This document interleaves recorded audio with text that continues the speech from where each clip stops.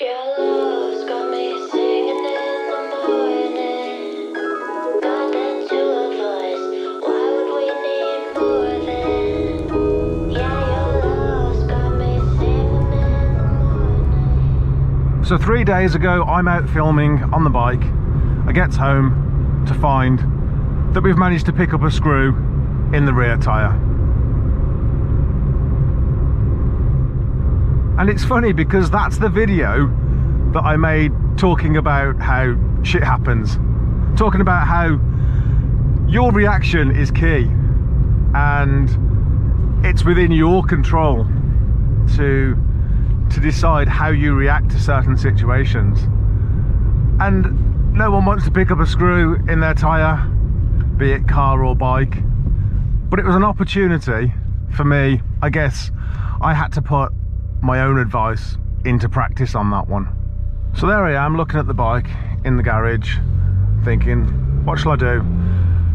I can go and get this fixed now, or I can edit the video. Well, I've got a YouTube video to edit, haven't I? So of course that did take priority, and I decided, you know what, I'll leave the bike for now. I'll go edit this video.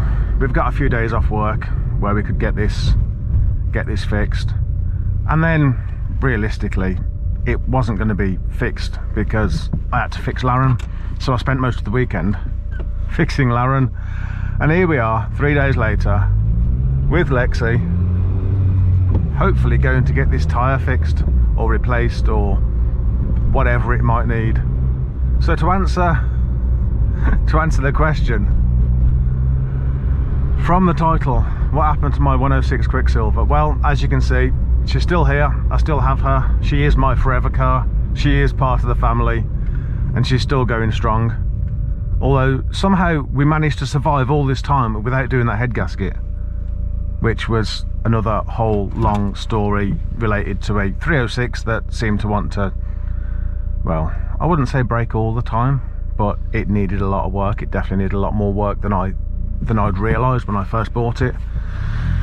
So Lexi has become the most reliable car I've ever had, and you know, they are these old TU engines. They are pretty bulletproof. You know, I'm driving around with a dodgy head gasket and she's still going day after day after day.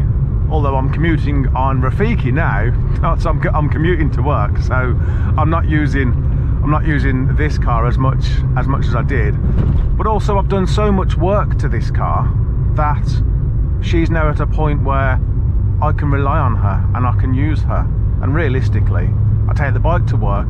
I use this car for grocery shopping or doing a tip run, you know, taking garden waste to the tip, because, well, those things on a motorbike would be comical.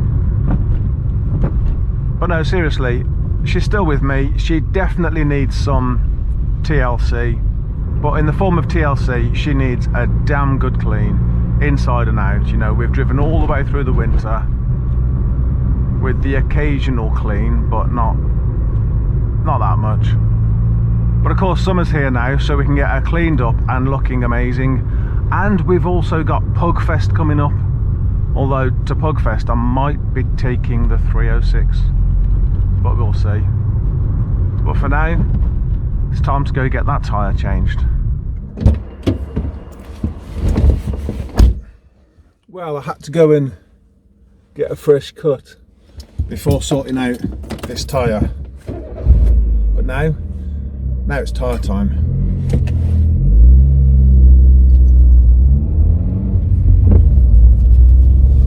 And this wouldn't be the first time that Lexi's had to come to the rescue. Take a look at this photo here. This is a picture of Lexi and I rescuing my brother in his old silver Astra. This was when his fan bell snapped. But Lexi can't take all the credit for that. You see, a few years ago when Lexi failed her MOT on her rear beam, I had to remove that rear beam, and this silver Astra was the car I used to get that get Lexi's rear beam up to Stefan in Lyme Regis. So in a way we were just kind of returning the favour, although Lyme Regis, you know, Torquay, not really comparable favours. But I do love the irony of that one. It was like a favour for a favour. You know, I borrowed that car in order to keep Lexi on the road and get her an MOT. And then when that car needed rescuing, it was Lexi to the rescue.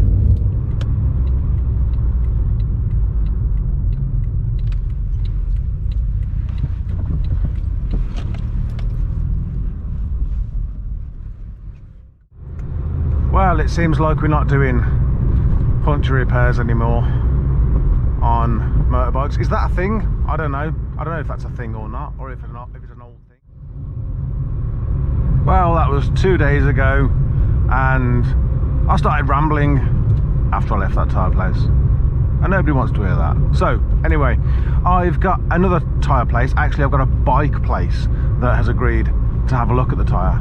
They just can't tell me when they can look at it, so what we've agreed is that I'm going to drop the wheel off to them this morning and they'll have a look at it when they get 20 minutes. So we're on the way over there now. If you've seen my previous videos, then you'll probably recognise this bike place.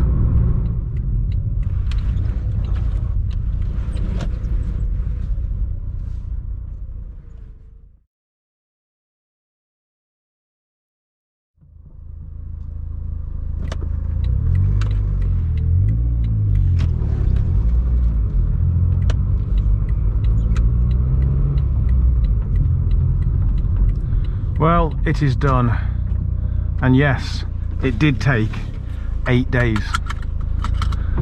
I dropped the wheel in last Thursday. It's now the following Friday. I don't know how long it actually took them to do. I rang them up on the Monday to chase progress, and the guy said, "Yeah, mate, we'll sorry, we haven't got round to it. We'll get it done. We'll get it done tomorrow. We'll get it done on the Tuesday." And I've not heard from them since, so I've been waiting and trying to ring them and couldn't get through, and finally get through today, and the guy's like, "Yeah mate, it's done." Excellent, it's done. Well, I don't want to talk shit about that bike shop, because they really came through for me with Lauren's MOT. When it was time for her MOT and all the other bike places, I say all the other bike places, I was ringing up places and they were saying, yeah, we can book you in. It'll be 3 weeks. Or one of them said it was about 3.5 weeks. So yeah, I don't want to speak bad of that bike shop, because they really came through for me with Lauren's MOT. I just didn't expect it to take 8 days to do a puncture repair. But never mind, it's done now. We can get home and actually get Rafiki back in one piece.